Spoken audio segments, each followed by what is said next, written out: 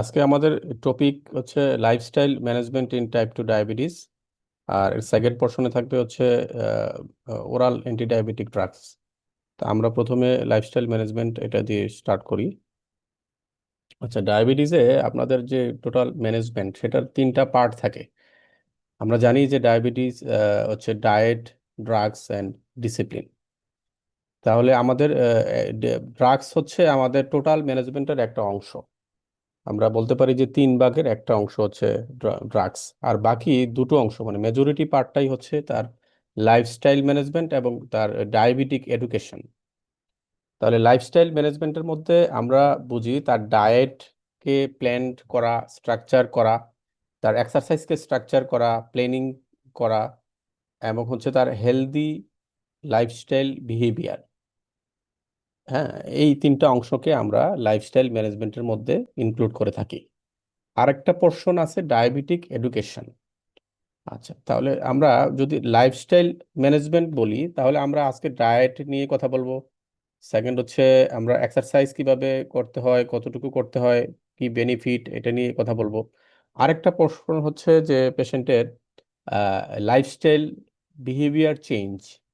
এর মধ্যে ইনক্লুডেড হচ্ছে পেশেন্টের স্লিপ প্যাটার্ন এবং স্লিপ কোয়ালিটি এনশিওর করা। হ্যাঁ, একটা পেশেন্ট, ডায়াবেটিক পেশেন্টকে অবশ্যই, যারা অ্যাডাল্ট তাদের 7 থেকে 9 ঘন্টা সাউন্ড স্লিপ করতে হবে, এবং এই টাইমটা হচ্ছে রাত 9টা থেকে ভোর 5টার মধ্যে তার স্লিপটাকে এনশিওর করা লাগবে। ঠিক আছে, তাহলে এটা একটা স্লিপের কোয়ালিটি এবং হচ্ছে স্লিপের টাইমটাকে মেনটেন করতে হবে। সেকেন্ড হচ্ছে পেশেন্ট হচ্ছে তার যেই সিডেন্টারি বিহেভিয়ার, এটাকে কমাতে হবে। যেমন ধরুন, মানে বলা হচ্ছে যে মানে একটা ডায়াবেটিক পেশেন্ট বা এজ এ মানে একটা যে কোনো একটা হিউম্যান বিং মানে 90 মিনিটের বেশি কখনো মানে এট এ স্ট্রেচ বসে থাকবে না। প্রতি 90 মিনিট পর পর সে 10 মিনিট বা 15 মিনিট আশেপাশে একটু হাঁটবে বা এক্সারসাইজ, একটু ফ্রি ফ্রি মুভমেন্ট করবে। তারপরে আবার সে তার কাজে বসবে। এখন যারা প্রফেশনালি হচ্ছে, যারা আহ, ওই ধরনের যারা পেশার মধ্যে থাকে, সবসময় বসে কাজ করে, তাদেরকেও এই বিহেভিয়ারটা মেনটেন করা উচিত। থার্ড হচ্ছে যে স্ক্রিন টাইম। আমাদের যে মোবাইল, টিভি, কম্পিউটার বা আদার স্ক্রিনে যে আমরা যে টাইমটা দিচ্ছি সেটা সর্বোচ্চ যাতে 1 থেকে 2 ঘন্টার বেশি না হয়। তো এই ধরনের যে হেলদি লাইফস্টাইল বিহেভিয়ার গুলো, সেগুলো এই আপনাদের লাইফস্টাইল ম্যানেজমেন্টের মধ্যে ইনক্লুডেড। থার্ড একটা পোর্শন যেটা আমরা বললাম যে ডায়াবেটিক এডুকেশন, এটাও একটা ভাইটাল পার্ট।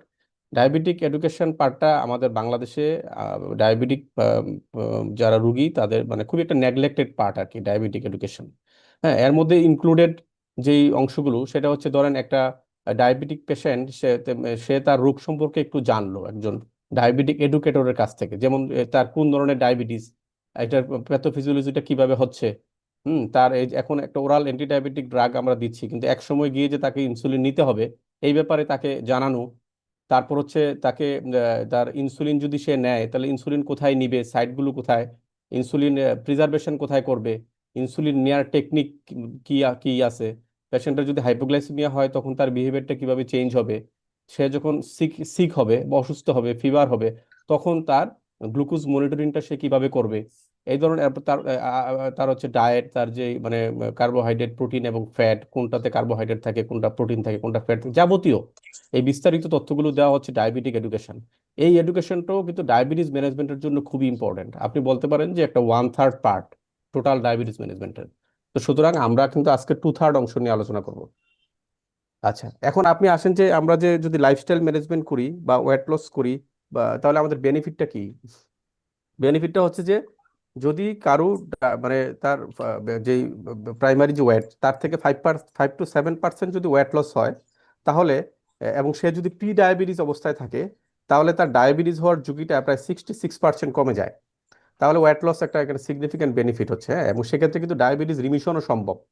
কিভাবে হয়? যদি 7 থেকে 10% ওয়েট লস হয় তাহলে ডায়াবেটিস রিমিশন পসিবল। আমরা একটা গত ক্লাসে বলেছিলাম যে ডায়াবেটিস ডায়াগনোসিস হওয়ার, বিশেষ করে টাইপ 2 ডায়াবেটিস, টাইপ 1-এ তো রিমিশন হবে না, রিমিশনটা হবে টাইপ 2-তে। হ্যাঁ, যেখানে বিটা সেলগুলো এক্সস্টেড থাকে। তো সেখানে আমরা যদি ওয়েট লস করি তাহলে এটা আবার কাম ব্যাক করে, বা যেখানে ডি ডিফারেন্সিয়েশন হয়, আমরা যেটা দেখিয়েছিলাম গত ক্লাসে, এটা আবার রিভার্স করে রি ডিফারেন্সিয়েশন হয়, বিটা সেল অ্যাক্টিভ হয়ে যায়। তো সেখানে এটা করতে হবে হচ্ছে একদম ইনিশিয়ালি, মানে ডায়াবেটিস ডায়াগনোসিস হওয়ার মানে 2 থেকে 3 ইয়ার্স এর মধ্যে যদি 10% ওয়েট লস হয়, তাহলে উইথাউট মেডিকেশন পেশেন্টের ডায়াবেটিস মানে কন্ট্রোলে থাকে, যেটাকে বলে ডায়াবেটিস রিমিশন। আচ্ছা, তারপরে আরো আদার্স যে বেনিফিট গুলো, ওটা আমরা জানি যে কার্ডিওভাস্কুলার রিস্ক কমে, বিশেষ করে তার লিপিড প্রোফাইল, একটা ফেভারেবল লিপিড প্রোফাইল থাকে, টিজি কমে যায়, ব্লাড প্রেশার কমে। হুম। এবং হচ্ছে আমরা যদি কিটোজেনিক ডায়েট, যেটা এখন খুবই একটা favourite died in the young generation এবং ডায়াবেটিক পিপলের মধ্যে, সেখানে হচ্ছে ভেরি লো কার্ব ডায়েট। হ্যাঁ, আমরা ডায়েট সম্বন্ধে একটু পরে কথা বলবো। তো এই লো কার্ব ডায়েটও এখন ইদানিং রিসার্চে বলতেছে যেটা ইমিডিয়েট ইফেক্টটা ভালো, এটা মানে ডায়াবেটিস রিমিশনও করতে পারে, কিন্তু লং টার্ম বেনিফিট এটা আনসার্টেন, মানে এর ব্যাপারে কোনো স্টাডি আসলে আসে নাই। আপনাদের যদি কোনো কনফিউশন থাকে সাথে সাথে বলতে পারেন। আচ্ছা, এখন আমরা ডায়াবেটিস রোগীর যে তাদের যে ডায়েট প্যাটার্নটা, এটার উদ্দেশ্য হচ্ছে আমাদের ডায়াবেটিসটাকে নিয়ন্ত্রণ রাখা, আমাদের ওভারঅল স্বাস্থ্যটাকে ভালো রাখা।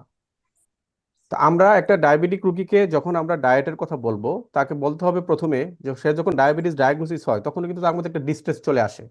পেশেন্ট মনে করে আরে আমি তো আগে যা আমি খেতে পারতাম এখন মনে হয় পারবো না, বা আগে যতটুকু খেতে পারতাম তার চেয়ে অনেক কম খেতে হবে। কিন্তু বিষয়টা কিন্তু তা না। মানে ডায়াবেটিস এবং নন ডায়াবেটিস দুই পার্সনের ক্ষেত্রেই ক্যালোরির পরিমাণটা কিন্তু সমান। মানে তার যতটুকু ক্যালোরি দরকার ততটুকু ক্যালোরি ডায়াবেটিক পার্সনও পাবে, নন ডায়াবেটিক পার্সনও পাবে, কিন্তু এখানে ডিস্ট্রিবিউশন এবং প্যাটার্নে কিছুটা চেঞ্জ হবে। তা আমরা প্রথমে একটা ডায়াবেটিক পেশেন্টকে বলি যে আপনি কতটুকু ক্যালোরি আপনার সারা দিন এবং রাত সহ আপনি টোটাল আপনার ডায়েটে কতটুকু ক্যালোরি খাবেন। এটা আমরা কিভাবে হিসাব করি? হিসাব করি হচ্ছে আমরা ideal body weight into calorie factor, এটা হচ্ছে টোটাল ক্যালোরি। তাহলে আমাদেরকে দুইটা ফর্মুলা, একটা হচ্ছে আইডিয়াল বডি ওয়েটটা জানতে হবে একটা পেশেন্টের, আর একটা হচ্ছে ক্যালোরি ফ্যাক্টর জানতে হবে। আইডিয়াল বডি ওয়েট আপনি ক্যালকুলেট করার জন্য অনলাইন এবং হচ্ছে আদার্স অনেকগুলো মানে কমপ্লিকেটেড ফর্মুলা আছে, কিন্তু ওই ফর্মুলাগুলো আসলে মানে প্র্যাকটিক্যাল না। তো প্র্যাকটিক্যালি যেটা করা হয় সেটা হচ্ছে যে পেশেন্টকে আমরা হাইটটা প্রথমে নেই ইন সেন্টিমিটার। ধরেন সাপোজ একটা পেশেন্টের হাইট হচ্ছে 5 ফুট 7 ইঞ্চি, মানে 67 ইঞ্চ। তাহলে এটাকে যদি আমরা 2.53 দিয়ে মাল্টিপ্লাই করি তাহলে তো এটা সেন্টিমিটারে চলে আসে। অথবা আপনি আপনার চেম্বারে বা যেখানে আপনি ইয়ে করেন সেখানে আপনি এমন একটা হাইট স্কেল ইউজ করবেন যেটা সেন্টিমিটারে মানে ইন্ডিকেট করা থাকে। তাহলে আপনি হাইট ইন সেন্টিমিটার নিলেন -100, এটাই হচ্ছে তার আইডিয়াল বডি ওয়েট। ধরেন 5 ফুট 7 ইঞ্চি যদি হয় তার হাইট, তাহলে আমরা হিসাব করে দেখেছি যে এটা সেন্টিমিটারে আসে 170 সেন্টিমিটার। তাহলে 170 - 100 ইকুয়াল টু 70, এই 70 হচ্ছে তার আইডিয়াল বডি ওয়েট। এখন তার বডি ওয়েট যতই থাকুক আমার উদ্দেশ্য থাকবে তাকে আইডিয়াল বডি ওয়েটে নিয়ে আসা। আচ্ছা, এটা একটা ফ্যাক্টর। সেকেন্ড হচ্ছে আমাকে ক্যালোরি ফ্যাক্টর জানতে হবে, যে তার মানে এটা একটা কনস্ট্যান্ট। এই ফ্যাক্টরটা আমরা হিসাব করি যদি পেশেন্টের তার যেই লাইফস্টাইল বা তার যে প্রফেশন সেটা যদি সিডেন্টারি টাইপ হয় তাহলে এটাকে আমরা 20 ধরি ক্যালোরি ফ্যাক্টর। যদি সে মডারেট ওয়ার্কার হয় তাহলে 25।